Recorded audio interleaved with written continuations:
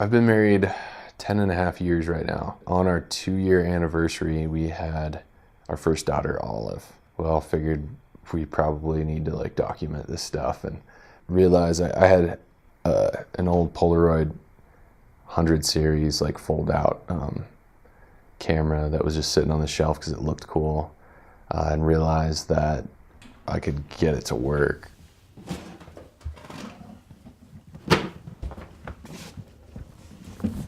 Got film for it, some old expired film, some batteries, and started shooting Olive like as a baby, like with that. And that like really kind of hooked me in. I went with that Polaroid and then picked up an SX70 and started shooting integral Polaroid film.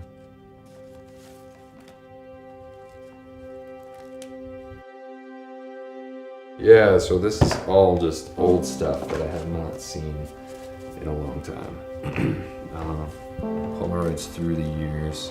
So this Polaroid film, you take a photo and it like develops really quick, and it kind of has this greenish tint to it, and then over the course of 24 hours it completely fades to like black. Like it just gets darker and darker and darker until like the image is gone. And so what you could do to stop the development is just cut it and like peel it open, let it dry, like chemicals dry, fold it closed, and then you have like your image, you know. And there's actually a certain photo that I had taken of Olive. I haven't thought about this in a while, so we were actually sitting right here by this window, and she was like 2 or 3.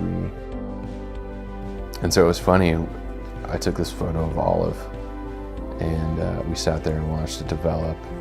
And I had this like kind of like predicament of like, man, like, do I save this photo? Do I cut it open and like save this image I just took of her that we both just watched develop?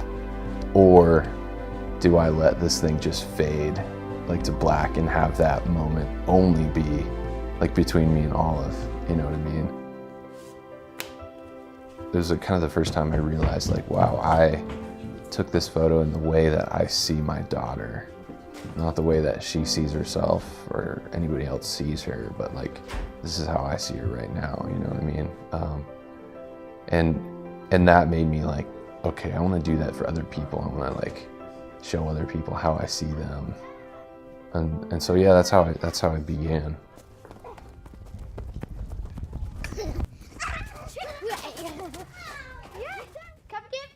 So one thing led to another, and it kind of came to a breaking point where like 8 to 5 job, family and photo job. So it kind of hit this breaking point where I either need to completely back off of photos or just go into it full time. And so went into it full time, which was a huge, scary step with 4 kids, not knowing like how that's gonna work. And so I had a handful of photo jobs lined up, but at the same time I had a bunch of time on my hands. And so I just started doing some woodworking.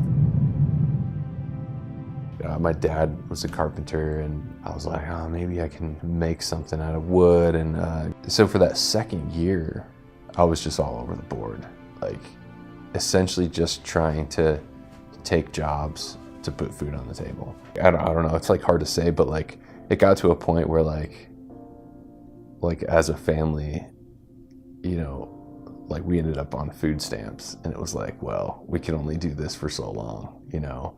And that's tough as a man, as a father, as a husband, as a creative who like went, you know, struck out on his own, to be like, it just didn't work out, you know.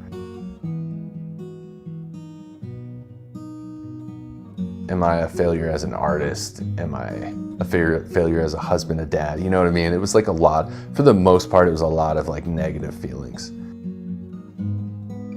Anyway, me and Tess, I had like a pretty big breakdown moment, and I was talking to Tess about it, you know. We were just like, all right, well, a miracle has to happen. And the next day I get like a text from my old coworker who was like, hey, are you looking for part-time work? And I was like, yeah.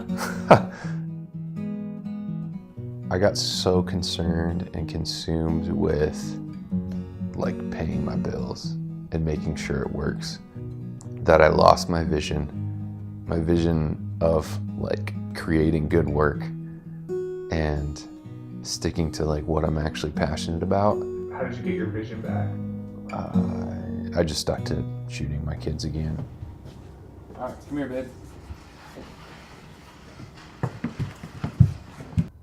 There's so much bad news that's like fed to us constantly that I think it's like, dude, I don't want my kids to just grow up like thinking the world is crap, you know?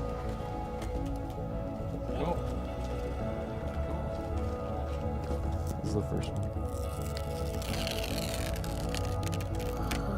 That's cool.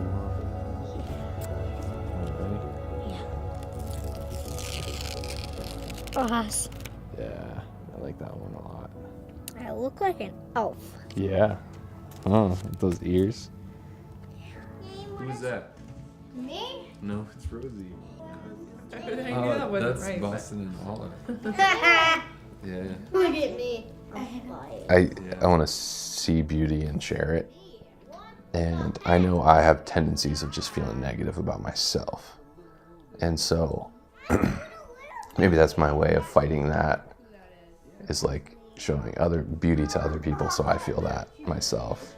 Because I feel like that's what I need to do. I feel like that's what I was made for, what I was created for.